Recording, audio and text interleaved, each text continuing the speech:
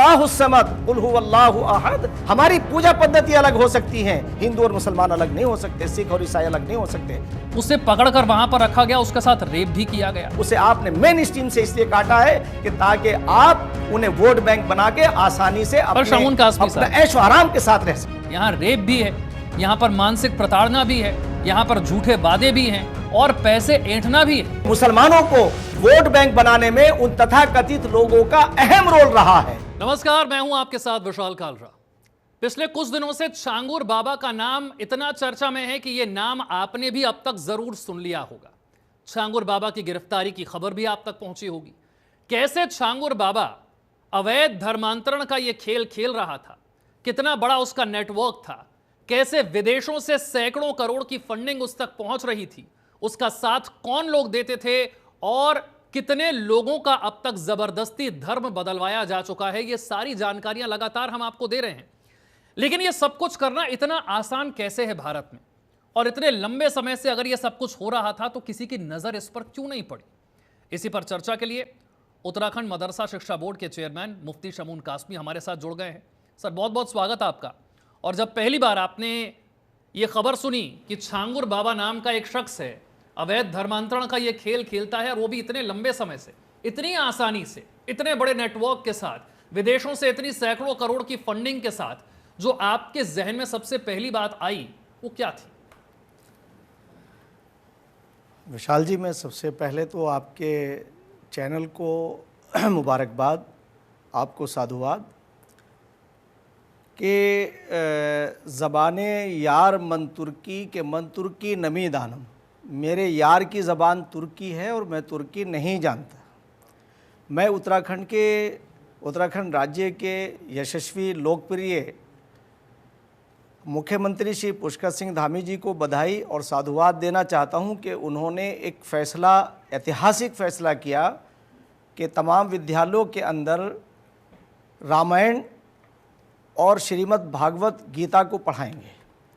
मैं उन्हें मुबारकबाद इसलिए देना चाहता हूं कि ये जो रोज़ इस तरह के कृत्य सामने आ रहे हैं, जो छांगुर बाबा के बारे में आपने कहा, इससे पहले हम नहीं जानते थे, ना भारत जानता था ना दुनिया जानती थी। वो लोग ज़रूर जानते होंगे जो इनके सहयोगी थे। मैं इस संदर्भ में बात कहना चाहता हूं कि मुझे एक ही बात समझ में आती है कि हमारे धर्म अलग अलग हो सकते हैं, पूजा पद्धति हमारी अलग हो सकती है, मगर जिस शक्ति की, जिस सर्वशक्तिमान जग के पालनहार की हम पूजा करते हैं, जिसने हमें एक ही नरो नारी से पैदा किया है, क्या आवश्यकता है कि सब मेरे जैसे हों या मैं उन जैसा हो जाऊं? तो मैं ये समझता हूं कि ये एक दौलत को, धन को अर्जित करने का एक जरिया बन गया है। अभी जैसे उनकी जीवनी सामने आई छांगुर जी की, छांगुर बाबा की, तो छांगुर की जो जीवनी है वो ये आई कि वो नग बेचने के लिए निकले, तावीज़ बनाने के लिए निकले, जो अंधकार की तरफ ले जाते हैं। ये सारी चीज़ें मैं समझता हूं कि एक सच्चा धार्मिक आदमी जो ईश्वर में विश्वास रखता है, वो इन तमाम कृत्यों को कर ही नहीं सकता। अब एक सस्ता रास्ता ये है लोगों का कि आप लोगों को लालच दीजिए और उसके बाद लोगों से उस लालच के जरिए उनका धर्मांतरण करके उनसे आप दौलत बटोरिए। लोगों को ऐसा लगता है कि ये हमारे धर्म में आ जाएंगे तो हमारे धर्म की जय हो जाएगी। भाई, धर्म जो है, मैं समझता हूं कि करुणा, प्यार और त्याग का नाम है। हमारी पूजा पद्धति ही अलग हो सकती है, बाकी हमारे सारे नफ़े और नुकसान एक हैं। तो इसलिए हम धर्मांतरण से पहले हमारा हृदय परिवर्तन होना चाहिए, और हृदय परिवर्तन जब होगा, जब हम सब एक दूसरे का सम्मान करेंगे, उनकी धार्मिक आस्थाओं का हम आदर करेंगे, तो हम में ये सारे भेदभाव ही खत्म हो जाएंगे। तो मैं एक इस मौके पर अपने राज्य के, उत्तराखंड राज्य, क्योंकि एक बिल्कुल एक अलहदा से एक ऐसा अपना स्वभाव रखता है, इसीलिए उसे देवभूमि कहते हैं। हमारे माननीय मुख्यमंत्री पुष्कर सिंह धामी जी ने धर्मांतरण के ऊपर एक सख्त कानून लेकर के आए। जबरन धर्मांतरण, यानी आप किसी का जबरन धर्मांतरण नहीं कर सकते। इसी तरह से नकल विरोधी कानून लेकर आए। फिर यूसीसी लेकर के आए। तो इन जितने कानून वहां लागू हुए हैं, मैं चैलेंज के साथ, दावे के साथ ये बात कह सकता हूं कि वो किसी समुदाय के, किसी वर्ग के खिलाफ नहीं है।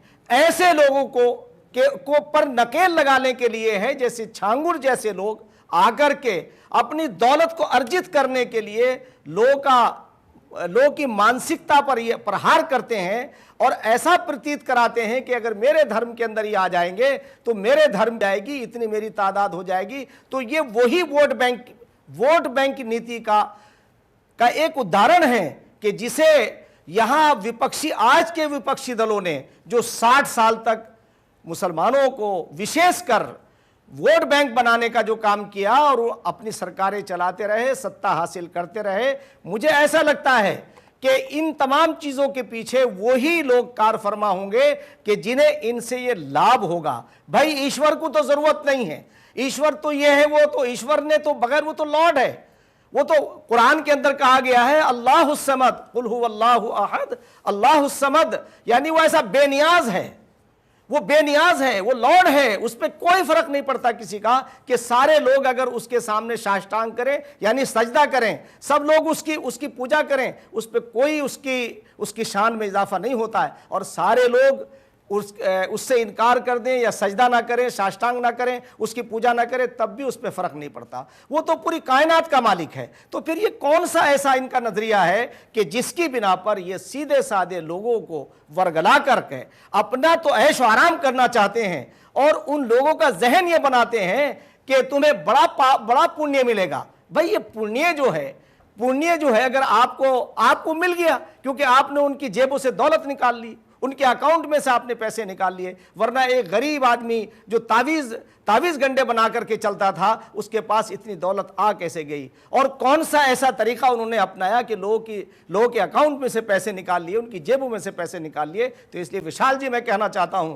कि मैं भारत के लोगों से खास तौर से कहना चाहता हूं कि आप अपने बच्चों को ऐसी एजुकेशन दीजिए कि ईश्वर में अटूट विश्वास हो। और मैं समझता हूं कि ईश्वर की मर्जी के बगैर पत्ता नहीं हिलता है।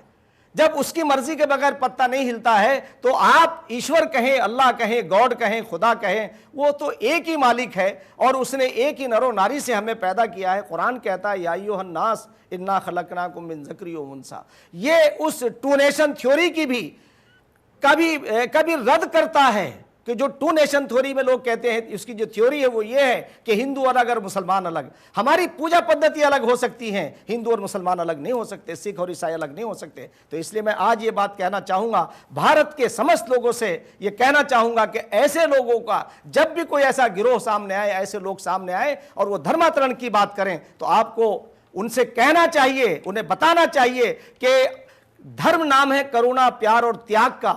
आप बजाय इसके कि आप करुणा और त्याग की बात करें, आप तो उन्हें उनका हृदय परिवर्तन करने की बजाय आप उनका धर्मांतरण करा रहे हैं, उससे आप दौलत अर्जित कर रहे हैं। तो मैं समझता हूं कि आज सरकार को इस पर संज्ञान लेना चाहिए और जिस तरह से उत्तराखंड राज्य के अंदर माननीय मुख्यमंत्री पुष्कर सिंह धामी जी सख्त कानून लेकर के आए हैं, ऐसा ही सख्त कानून सारे स्टेटों के अंदर आना चाहिए कि जबरन धर्मांतरण नहीं होना चाहिए। सिर्फ धर्मांतरण नहीं हो रहा है, कई पीड़िताएं अब तक सामने आ चुकी हैं।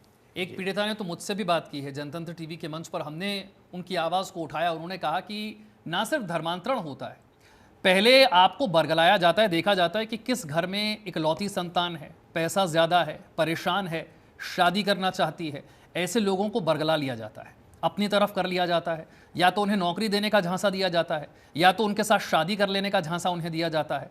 फिर कुछ इस्लामिक मुल्कों में उन्हें भेज दिया जाता है। इस केस में उस लड़की को सऊदी भेज दिया गया। वहाँ पर एक शख्स जो यहाँ पर हिंदू बनकर उससे सोशल मीडिया पर मिला था, वही शख्स वहाँ पर जाकर अपनी असली पहचान बताता है, फिर शादी कर लेता है और धर्म परिवर्तन करवाने के लिए दबाव डालता है।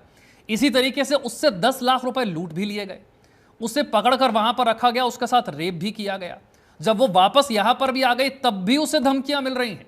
यानी कि ये बाहर से जितना छोटा नजर आता है, अंदर अगर आप जाएं, इसकी परतें अगर निकलती चली जाए तो ये बहुत बड़ा नेटवर्क है और बहुत सारे लोग इसमें जुड़े हुए हैं। यहाँ रेप भी है, यहाँ पर मानसिक प्रताड़ना भी है, यहाँ पर झूठे वादे भी हैं और पैसे ऐंठना भी है। अब बताइए विशाल जी, जो आपने ये सवाल उठाया, कितना गंभीर है ये, इस पे अगर आप गौर करें कि उनका शोषण और सिर्फ धर्म के नाम पे कर रहे हैं, आप ईश्वर के नाम पे कर रहे हैं, अल्लाह के नाम पे कर रहे हैं। तो ये मैं नहीं समझता हूँ कि अगर किसी को ये गुमान है कि इनके ज़रिए से हमें हमारी आलोक परलोक जो है उसमें जा कर के हमें अच्छा हो जाएगा या दुनिया हमारी अच्छा हो जाएगी। आपकी दुनिया तो अच्छी हो या ना हो, उसकी दुनिया ज़रूर अच्छी हो गई। तो इसलिए मैं ये रैकेट है, अगर ये रैकेट है तो इसके ऊपर सरकार संज्ञान ले भी रही है। उत्तर प्रदेश के मुख्यमंत्री आदित्य जी ने, योगी आदित्यनाथ जी ने बहुत एक ऐसा निर्णय लिया है, मैं समझता हूं, और बाकी दूध का दूध और पानी का पानी होगा। हमारे सरकार के जो फैसले हैं वो मैं समझता हूं कि जनहित में है, सर्वजन हिताय सर्वजन सुखाय के लिए हैं। मैं तो भारत के लोगों से सिर्फ इतनी बात कहूँगा, हिंदू हो या मुसलमान हो, सिख हो या ईसाई हो, कि ऐसी सरकार जो अब जिसकी जवाबदेही है सबका साथ, सबका विकास, सबका विश्वास, सबका प्रयास और सबके कल्याण की बात हो रही है, तो ऐसे लोगों को नकारना चाहिए। अगर ऐसे लोग हमारे बीच में हैं, इससे नफरत का माहौल पैदा होता है, इससे हमारी दूरियां बढ़ती हैं और हमारे धर्म अलग अलग हो करके, हमारी पूजा पद्धति अलग हो करके हमारे नफ़े और नुकसान एक हैं। हमें इन सारी चीज़ों पर ध्यान देना चाहिए और अपने आप को एक अच्छा इंसान, एक अच्छा नागरिक बनाने की कोशिश करनी चाहिए, जिसके लिए धर्म हमें शगुन पाबंद कासमी करता साहब, है। लोकतंत्र में हम हैं और लोकतंत्र में चुनाव जीतने के लिए संख्या बल बहुत अहम होता है। बिल्कुल। आप जानते हैं इसमें कितना साइलेंटली डेमोग्राफिक बदलाव किया जा रहा है, और ये डेमोग्राफिक बदलाव भी वैसा नहीं है कि आप हिंदू से सिर्फ मुसलमान बन रहे हैं। आपको ब्रेन वॉश किया जा रहा है, कुछ खास तरीके आपको बताए जा रहे हैं और समझाया जा रहा है कि आपको कुछ लोगों के साथ अपनापन दिखाना है, कुछ लोगों से आपको नफरत करनी है, और फिर यही चीज़ आगे चलकर विदेशी फंडिंग में क्या होता है हम जानते हैं। आपको किसी को वोट देना है और किसी को वोट नहीं देना है, किसी के लिए माहौल बनाना है, किसी के खिलाफ माहौल बनाना है। यही तो लोकतंत्र में संख्या का महत्व है। और जब ये सब ब्रेन वॉश होता है, अभी तो पता चल रहा है कि वो अपने ठिकानों को आतंक के ट्रेनिंग सेंटर के तौर पर इस्तेमाल भी करता था। क्या भारत में ये सब कुछ कर लेना इतना आसान है? सवाल ये उठता है। बिल्कुल, आपने एक गंभीर स्थिति की तरफ आपने जो तवज्जो दिलाई है वो बहुत अहम है।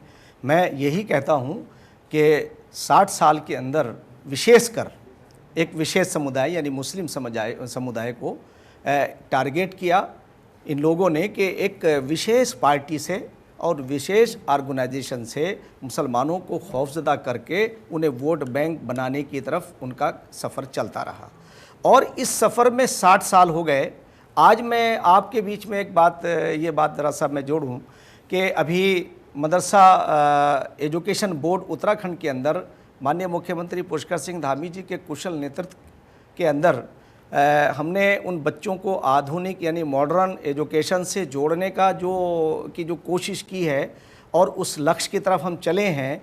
अभी एक नई चीज़ और जुड़ गई है कि आपको बता दूं कि इतना सराहनीय कदम है कि इसमें मैं इंटेलेक्चुअल से, समझदारों से ये बात कहूँगा कि आप गौर करिए कि श्रीमद् भागवत गीता, जिसमें भगवान श्री कृष्ण के उपदेश हैं और उनके उपदेश जितने हैं वो ऐसे कारगर हैं कि अगर उनका ट्रांसलेट हो जाए और वो हर ज़बान के अंदर हो तो मैं समझता हूँ कि सिविल सोसाइटी में सुधार आएगा, समाजों के अंदर परिवर्तन आएगा।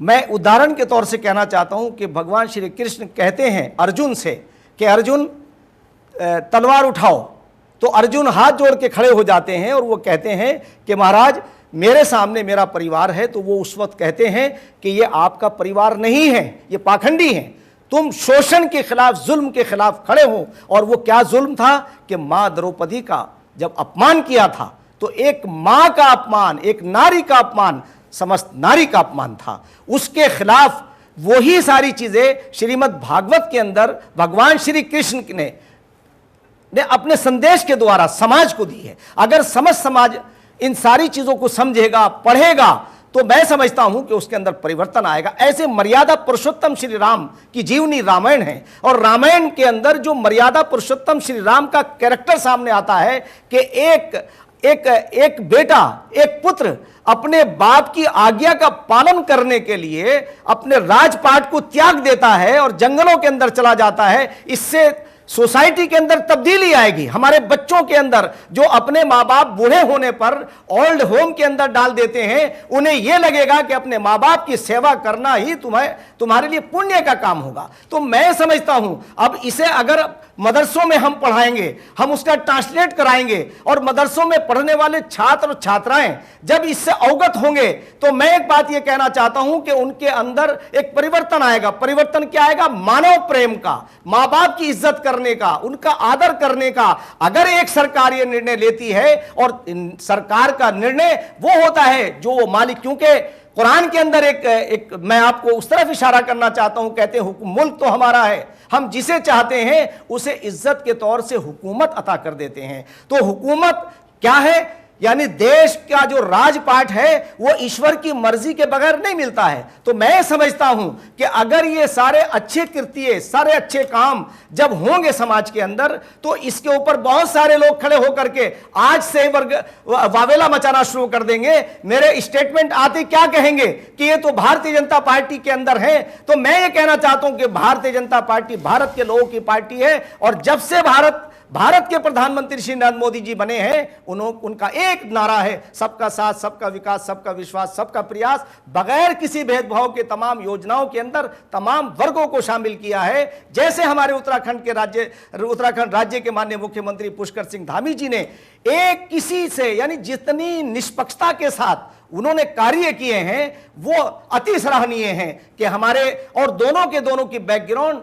ना माननीय प्रधानमंत्री की, ना माननीय मुख्यमंत्री पुष्कर सिंह धामी जी की किसी राजनीतिक घराने से नहीं है, बल्कि सेवा से है। उनके 4 साल उत्तराखंड के अंदर बेमिसाल रहे। इसी तरह से अभी एक कांवड़ यात्रा हमारे यहाँ चल रही है।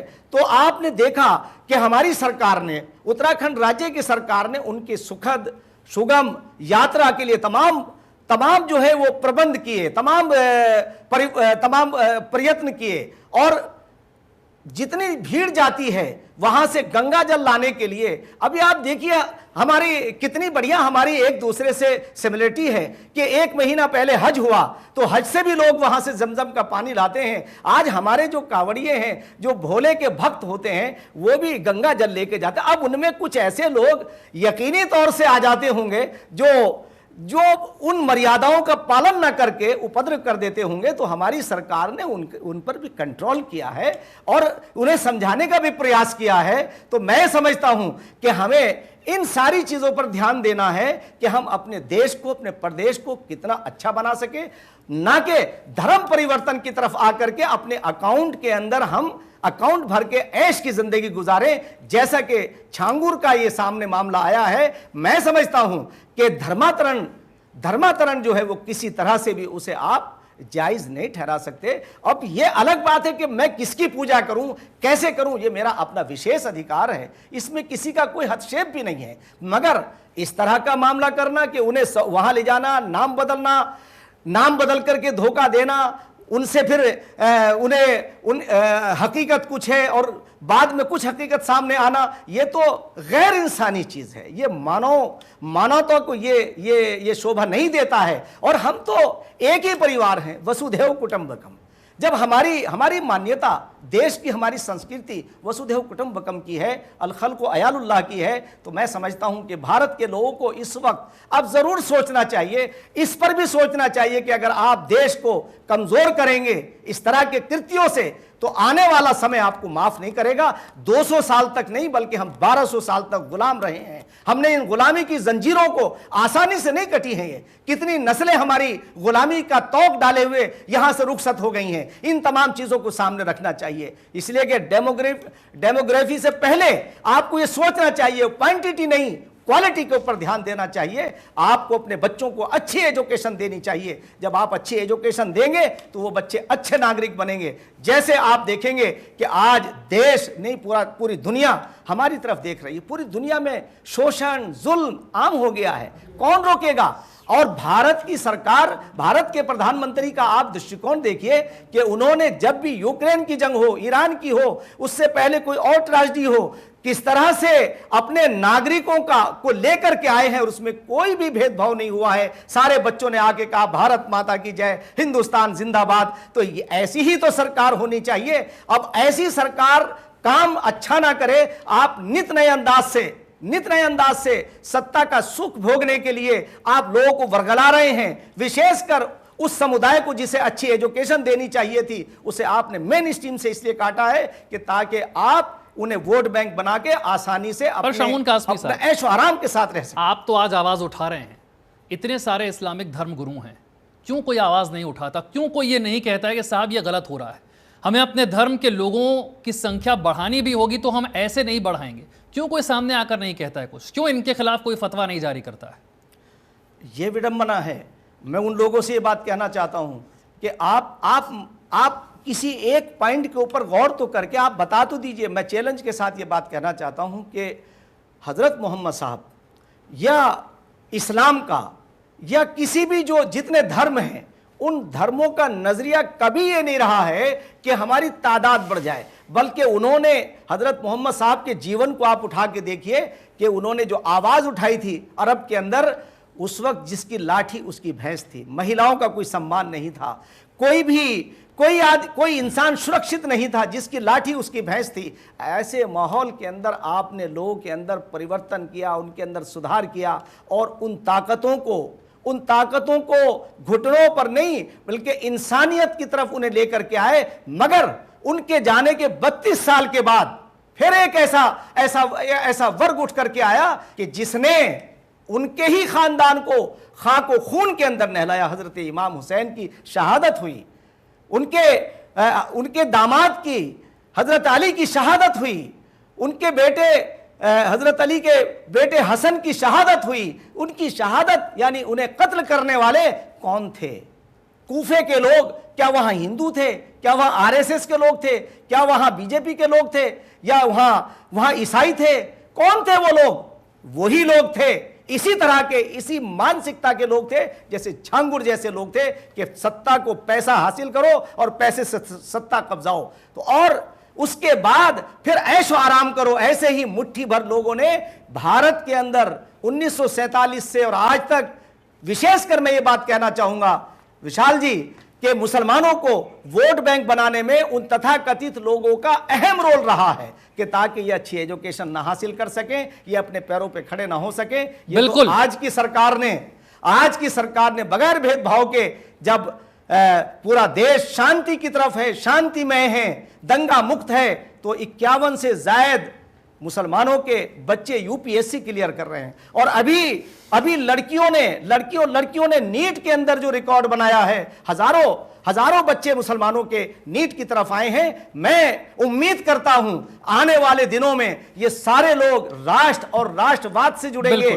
और इन लोगों का जो एजेंडा है वो फेल होगा, बिल्कुल फेल और इसी सरकार के अंदर जिसे ये कहते हैं कि ये मुसलमानों के खिलाफ है, मैं आज बहुत उसके साथ एक बात कह सकता हूं कि आरएसएस मुसलमानों की दुश्मन नहीं है, बल्कि उन्होंने उन दबे कुचले समाज के लोगों को आज ऊपर लाके खड़ा कर दिया है। तो मैं एक बात ये कहना चाहूंगा कि मुसलमानों से कि अपनी दूरियों को कम करने का, और इन जैसे जो ये छांगुर जैसे लोग आपको वर्गलाते हैं, इनसे आप अपने आप को अलग करिए।